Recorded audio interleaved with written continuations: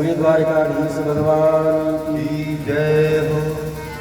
द्रौपदी को लेकर के भगवान द्वारकाधीश जब भीष्म पितामह के शिविर पर पहुंचे,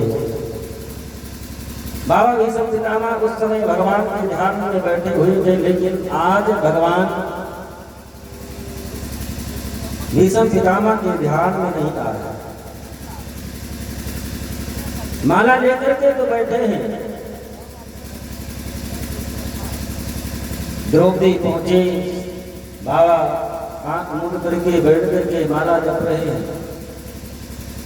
द्रौपदी गई, बाबा के चरण को पकड़ ली।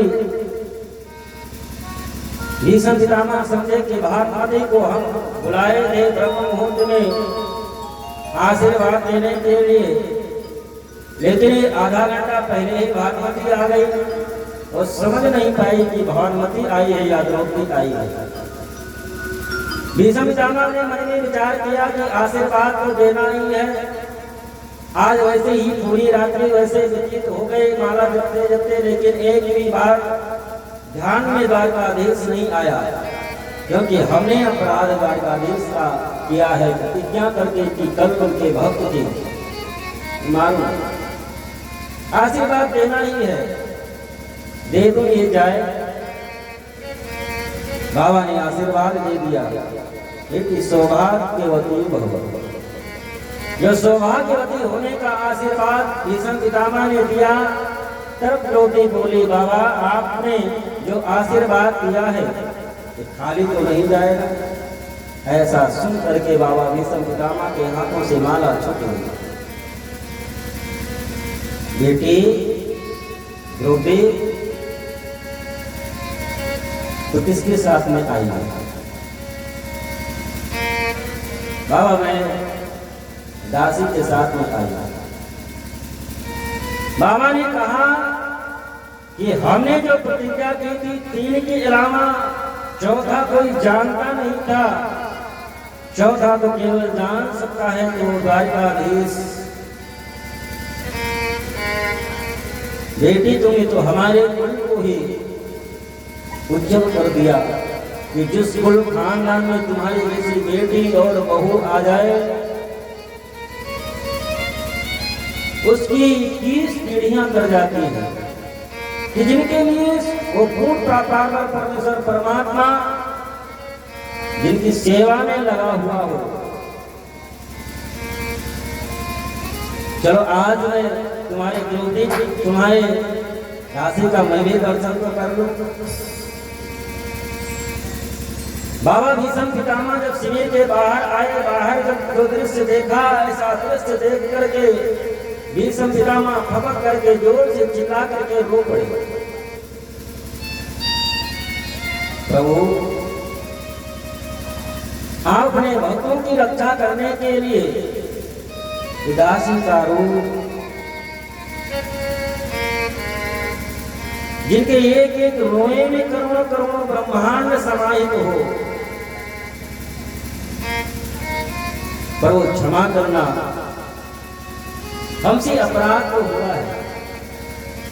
हमने जो प्रतिज्ञा की इसको आप अहंकार समझे या एक क्षत्रिय धर्म समझे कि कल मैं पांडवों को मारने का की प्रतिज्ञा की। द्वारकाधीश भगवान ने कहा कि बाबा आपने कोई अधर्म नहीं किया, आप तो धर्म पथ पर ही चल रहे थे। एक क्षत्रिय जब युद्ध स्थल में जाता है तो युद्ध लड़ने के लिए हर प्रयास करता है, और आप दुर्योधन की तरफ से लड़ रहे हैं तो उनको विजय से दिलाने का आपका एक धर्म बनता है कि किसी प्रकार से दुर्योधन को आप विजय दिलवाएं। ये परम धर्म है। बाबा इस जन्म क्या, तुम्हारे तो मैं हजारों जन्म को जानता हूं, किसी भी जन्म में आपके द्वारा कभी भी कोई अपराध बना ही नहीं है। आप अपराध कैसे कर सकते हैं? आप हमेशा धर्म पथ पर चले, धर्म मार्ग पर चले, आपके द्वारा कोई अधर्म हो ही नहीं सकता। द्वारकाधीश भगवान कृष्ण बाबा भीष्म पितामह से कहे कि जो तुम वरदान मांगना चाहते हो मांगो। भीष्म पितामह ने कहा क्या मांगना? पूरा जीवन तो अब बीत गया, जब जरूरत थी तब मैं जरूरत समझी नहीं। अब तो 4 दिन का जीवन और बचा है, इसी महाभारत के युद्ध में अब समाप्त हो जाना है। प्रभु यदि आप प्रसन्न हैं तो आपसे बस एक ही बात मांगना है कि अंतिम समय में आकर के दर्शन दे देना। मांग तो रहा हूं बहुत बड़ी चीज, क्योंकि जनन जनन जतन कराही अंत राम कही आवत नहीं। ऐसे महर्षि हजारों वर्ष कठिन तपस्या करते हैं, लेकिन अंतिम समय में आपका नाम मुख से नहीं निकल पाता, शरीर छूट जाता है, जन्म लेते हैं, पुनः वही प्रयास प्रारंभ कर देते हैं। लेकिन अंतिम समय में हम आपसे आपका दर्शन मांगते हैं। अंतिम समय में आकर के दर्शन दे देना बस। और इस गंगा पुत्र भीष्म को पूरे जीवन में कोई चीज की, कोई वस्तु की आवश्यकता न रही तो अंतिम समय में और क्या इस वस्तु की आवश्यकता है? अंतिम समय में बस एक ही चीज की आवश्यकता है, वो आप पूरी कर लेना। देना करना स्वामी जब प्राण तन से निकले, इतना तो करना स्वामी जब प्राण तन से निकले। गोविंद नाम लेकर भगवान से प्रार्थना करें, नाम क्योंकि अंतिम सुधारने के लिए ही ये कथा भागवत दान गुण कीर्त सब करते हैं कि अंतिम सुधर जाए। सब भगवान से तो करना स्वामी जब प्राण तन से निकले, इतना तो करना स्वामी जब प्राण तन से निकले।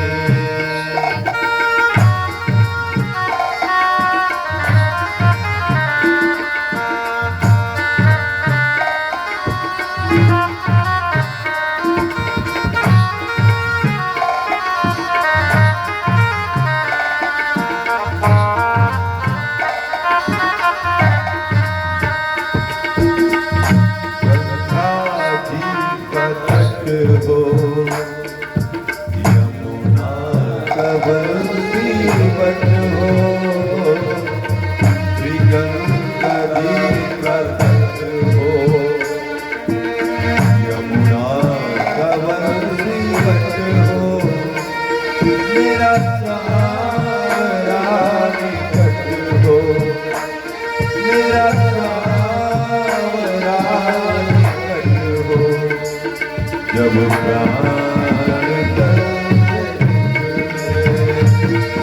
गोविंद नाम लेकर, जब प्राण तन से निकले, इतना तो करना स्वामी जब प्राण तन से निकले, जब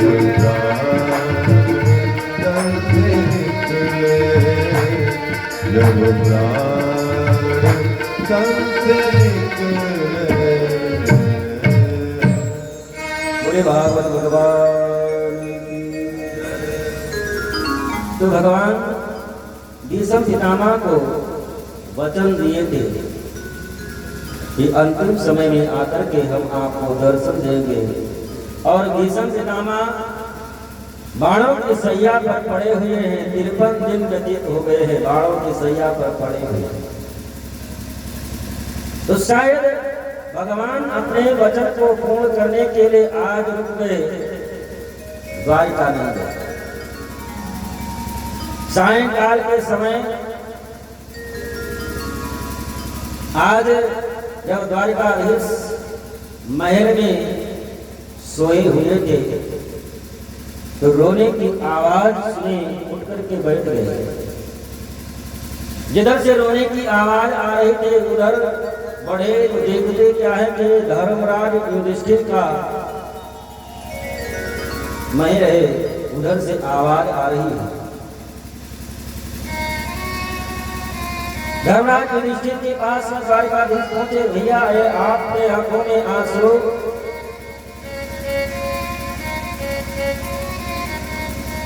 धर्मराज युधिष्ठिर ने कहा कि ये स्वर्ण सिंहासन स्वर्ण महल के लिए ही हमने ये हजारों लाखों बहन बेटियों को मैंने विधवा कर दिया। चाहे स्वर्ण सिंहासन के लिए ही रैत बात महल के लिए ही मैं लाखों बच्चों को पिता का साया मैंने छीन लिया। कन्हैया, जब मैं सिंहासन पर बैठता हूं, इस रात महल में जब से आया हूं, हमको यही लगता है कि हमारे ये हाथ जो है उन हजार बच्चों के पिताओं से सना हुआ है, उन हजारों लाखों माताएं और बहु बेटियों के पतियों के खून से सना हुआ है। क्या इसी राज और साम्राज्य के लिए इतना बड़ा महाभारत का युद्ध? आंख मूंदता हूं तो केवल हमको वो युद्ध स्थल पर खूनों की नदियां जो बहती थी वही दृश्य नजर आता है। द्वारकाधीश भगवान कृष्ण धर्मराज युधिष्ठिर की बात को सुनकर के मन में विचार करने लगे कि यदि मैं भी दादाजी को मैं समझाता हूं तो इनके बाद हमारी बात इनके समझ में नहीं आएगी, क्योंकि ये अभी भी हमको अपने मामा के छोटे बेटे के रूप में ही समझते हैं। क्योंकि उपदेश देने वाले के प्रति जब तक श्रद्धा, उपदेश देने वाले के प्रति जब तक श्रेष्ठता का भाव नहीं आएगा हृदय में, तब तक उसके बाद हृदय में उतरेगी ही नहीं। तो द्वारिकाधीश भगवान कृष्ण ने मन में विचार किया कि अर्जुन को तो मैं तब समझा पाया जब अर्जुन ने शिष्यत्व ग्रहण कर लिया। शिष्यस्ते हम साधिमाम काम प्रपन्नाम। उसके पहले अर्जुन भी तो कह रहा था कि स्वजनम ही कथम हत्वा सुखम स्यात् माधवा। अर्जुन भी तो यही कह रहा था युद्धस्थल में खड़ा कि सुखी होने के लिए क्या माधव कन्हैया मैं अपने स्वजनों का, अपने ही बंधुओं का, अपने भाइयों का के ऊपर मैं प्रहार करूं। लेकिन वो अर्जुन को भगवान ने गीता का उपदेश, गीता का ज्ञान कर दिया जब अर्जुन ने स्वयं कहा कि शिष्यस्ते हम साधिमान काम प्रपन्नाम। मैं आपके शरण में हूं, आपका शिष्य हूं। जब तक शिष्यत्व अर्जुन ने स्वीकार नहीं किया तब तक भगवान अर्जुन को उपदेश नहीं दिए। द्वारकाधीश भगवान कृष्ण मन में विचार किए कि यदि धर्मराज युधिष्ठिर को मैं बहुत उपदेश दूं तो हमारा उपदेश इनके हृदय में उतरेगा नहीं। लेकिन अभी इनके पूर्वज भीष्म पितामह बाणों की सैया पर युद्ध स्थल में पड़े हुए हैं। बोलूंगा मैं ही, उपदेश मैं ही दूंगा, लेकिन बाबा भीष्म पितामह के माध्यम से, बाबा भीष्म पितामह के माध्यम से मैं उपदेश दे दूंगा और तब बाबा दादा के समझ में आएगी। सुबह हुई, पांचों पांडवों को साथ में लिए, साथ में द्रौपदी द्वारकाधीश भगवान युद्ध स्थल में पहुंच गए जहां पर भीष्म पितामह बाणों की सैया पर पड़े हुए थे। 54 दिन व्यतीत हो गए हैं बाणों की सैया पर पड़े हुए। पैर में एक छोटा सा कांटा चुभ जाता है, कितनी वेदना होती है, कितना कष्ट होता है। लेकिन भीष्म पितामह के पूरे शरीर में बाण इतने लगे कि वो जमीन पर गिरे और बाणों पर ही ऊपर रह गए। और उनको इच्छा व्यक्ति का वरदान भी प्राप्त है, चाहे तो जब बाणों के जब गिरे थे युद्ध स्थल में उसी समय अपने शरीर को छोड़ सकते थे, लेकिन भीष्म पितामह अपने शरीर को नहीं छोड़े। क्यों? क्योंकि ये अनीत का अन्न खाया हुआ एक रक्त जब तक इस शरीर में रहेगा तब तक इस शरीर को नहीं छोड़ दिया, क्योंकि वो कर्म वो साथ में जाएगा, आगे ना भोगना पड़े यही भोग लो। और अंतिम समय में तो भगवान दर्शन देने के लिए बोले ही है, वचन दिए ही है, तो भगवान वचन दिए हैं तो आएंगे ही।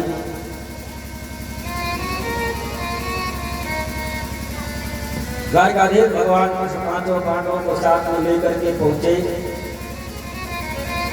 मन ही मन भीष्म पितामह द्वारकाधीश भगवान कृष्ण को प्रणाम किए और अर्जुन की तरफ मुस्कुरा करके भी दादा कहते हैं कि आपके बगल में खड़ा है तो आप जानते हैं कौन है? अर्जुन ने कहा कि हमारे मामा के बेटे। भीष्म ने कहा अर्जुन तुम्हारा जीवन धन्य हो गया, इनसे एक रिश्ता कोई बना ले तो उसका उद्धार निश्चित रूप में हो जाता है, लेकिन तुमने तो इनसे हजारों रिश्ते जोड़े हैं। यम मन से मातुलेयम, एक तरफ तुम्हारे ममेरे भाई है, प्रियम मित्रम, ये आपके मित्र भी है, सुहृतमम अकारो सचिवम दूतम सौदात सारिथम, कभी आपके साथी भी बन जाते हैं, कभी सचिव बन जाते हैं, इसे आप सलाह दे देते हैं, कभी दूत बन करके हस्तिनापुर भी आते। गोविंद द्वारिकावासी कृष्ण गोपी जनप्रिया, कौरवै परिभूता मान किं जानासि केशवा।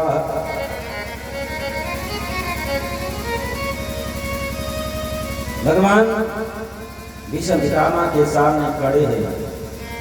भीष्म पितामह द्वारकाधीश भगवान कृष्ण से कहते हैं कि प्रभु आपने बहुत प्रतीक्षा कराई, अब आप भी प्रतीक्षा करिए।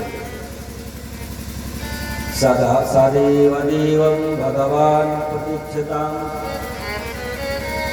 मैं बाणों की सैया पर खड़ा रहा, 54 दिन तक आपने प्रतीक्षा कराई और आप भी प्रतीक्षा करिए।